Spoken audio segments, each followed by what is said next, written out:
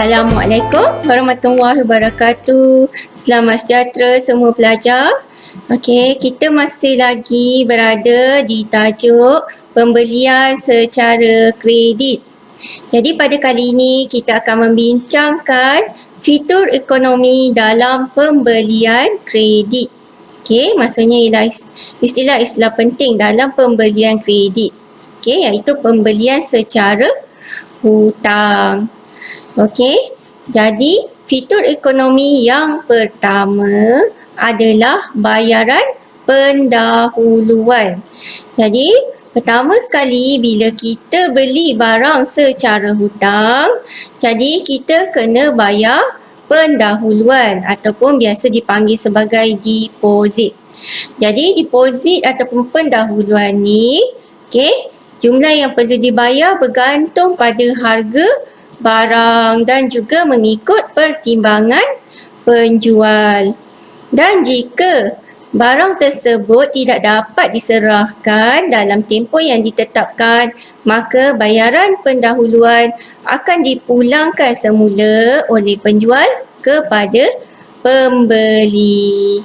Okey? Okey, fitur ekonomi yang kedua, kadar faedah.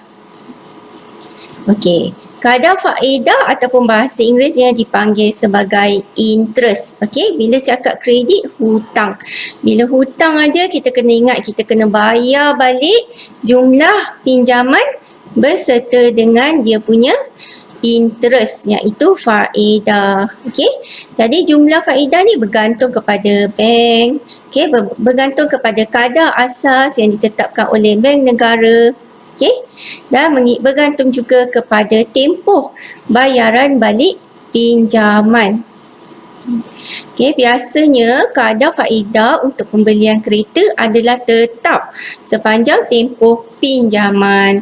Tapi kalau rumah pula, okey, kadar faedah dia tertakluk kepada kadar terapung yang ditetapkan oleh bank pusat.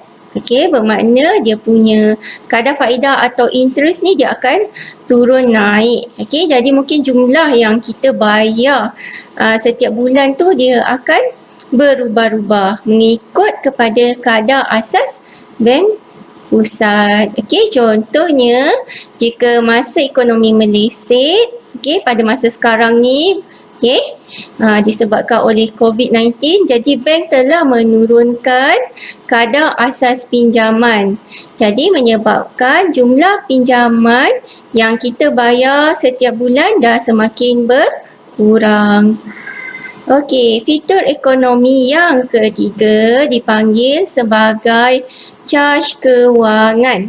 Okey, caj kewangan ni biasanya dia akan kenakan kepada pemegang kad kredit.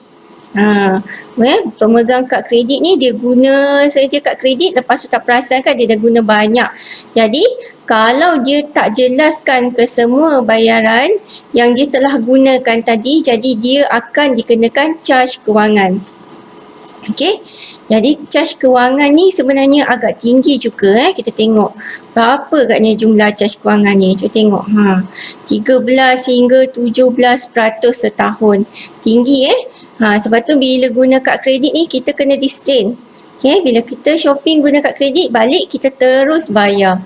Bila kita tak bayar, lama-lama kita kumpul dan itu yang jadi kita punya caj kewangan akan semakin banyak. Dan itulah sebabnya ada orang yang muflis sebab kad kredit. Okey, kita tengok satu contoh pengiraan dekat sini. Okey, sekarang ni contoh pengiraan kat sini. Andaikan Puan Prima membeli kereta yang berharga RM100,000 secara kredit. Dia beli kereta ni hutang. Jadi dia telah membayar bayaran pendahuluan iaitu deposit sebanyak 20% daripada harga kereta tadi. Dan bakinya dibayar secara ansuran selama 6 tahun. Dan kadar faedah yang dikenakan oleh bank ialah 4%. Sekarang kita tengok berapakah jumlah yang Puan Prema kena bayar setiap bulan. Okey, macam mana nak kira? Okey, kita tengok dekat sini. Mula-mula kita kena kira dia punya jumlah pinjaman. Macam mana dapat jumlah pinjaman? Kita tengok harga kereta tadi 100,000 kan. Lepas tu dia dah bayar pendahuluan deposit 20,000. Ni dia bayar cash Jadi tinggallah lagi 80,000. Jadi daripada 80,000 ni dia buat pinjaman, dia bayar secara ansuran. Okey, dia buat pinjaman dengan bank dengan dia punya kadar faedah 4% dan dia punya tempoh bayaran selama 6 tahun. Jadi kita darabkan 80,000 darab 4% darab dengan 6 tahun.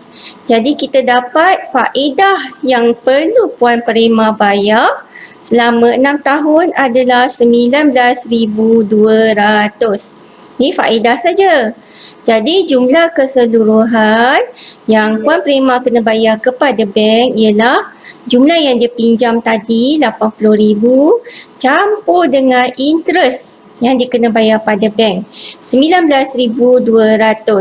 Jadi semua sekali Puan Prema kena bayar 99,200. Ini bagi tempoh 6 tahun. Jadi bila kita nak kira berapa yang dia kena bayar dalam setiap bulan.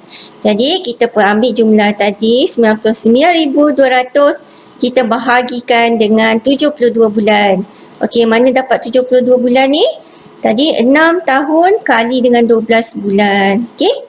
Jadi kita bahagikan, kita dapat inilah jumlah yang Puan Prema kena bayar setiap bulan, iaitu RM1,370.78 sebulan. Okey?